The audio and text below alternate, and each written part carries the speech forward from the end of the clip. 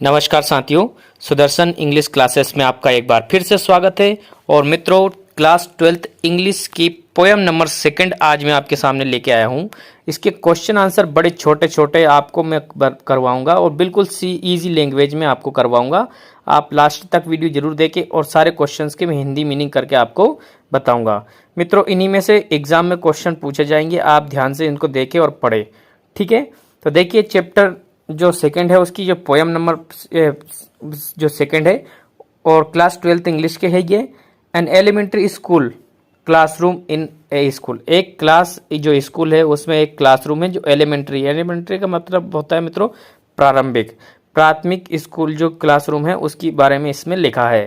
ठीक है, तो यहाँ पे पहला क्वेश्चन देखिए मित्रों, यहाँ पे लिखा है where do you think are these children sitting. आपको क्या लगता है कि ये जो बच्चे बैठे हैं वो कहाँ बैठे हैं? आपको क्या लगता है, क्या सोचते हो आप इसके बारे में? तो देखिए इसका आंसर देखिए मित्रों, यहाँ पे these children are sitting in the school classroom in a slum. Slum का मतलब होता है कीचड़ वाला इलाका, या जहाँ पे बिल्कुल कीचड़ टाइप का या धूल टाइप की भरी रहती है, ऐसी जगह में ये क्लासरूम है, वहाँ पे बच्चे बैठे हैं।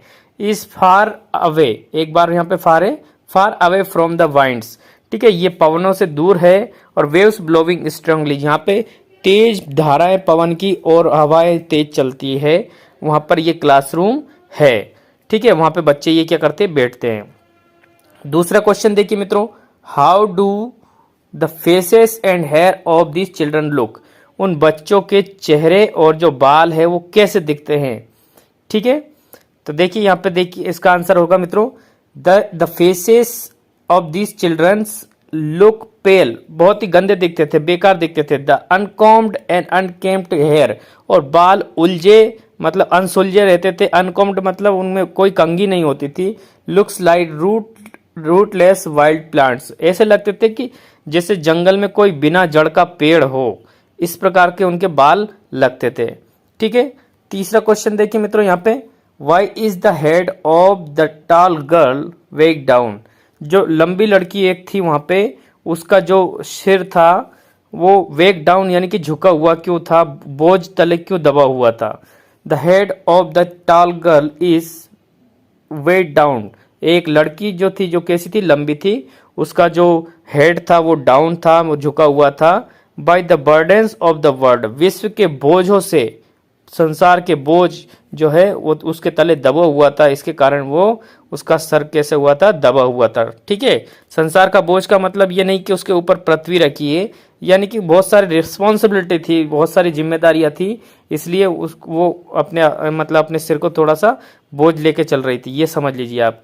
सी फील्स डिप्रेस्ड, वो अपने आप को डिप्रेस्ड मतलब डिप्रेशन में समझती थी। इल एंड एक हाउस स्टेट, मानसिक रूप से वो असंतुलित थी, मानसिक रूप से वो बहुत ही पीड़ित थी, डिप्रेस्ड थी। ठीक है, तीसरा क्वेश्चन देखिए मित्रों, चौथे नंबर क्वेश्चन है, what do you understand by the paper seeming boy with red eyes. ठीक है, रेड आइज एक मतलब शब्द है, और पेपर सीमिंग बॉयज से आप क्या समझते हो? तो the paper seeming boy with red eyes means that the boy is exceptionally thin, weak and hungry. तो देखिए यहाँ पे इसका मतलब क्या हुआ, देखिए पेपर सीमिंग बॉय मतलब एक दुबला पतला कागज जैसा लड़का, विद रेड आइज चूहे जैसी आंखें। ये चूहे जैसी आंखें नहीं, उसका मतलब क्या है देखिए, ये समझिए। It means that the boy is exceptionally thin, वो बच्चा कैसा था, पतला, दुबला पतला था। वीक कमजोर था, एंड हंग्री यानी कि भूखा था वो बच्चा। ठीक है मित्रों, ये क्वेश्चन आपको जरूर समझ में आए होंगे।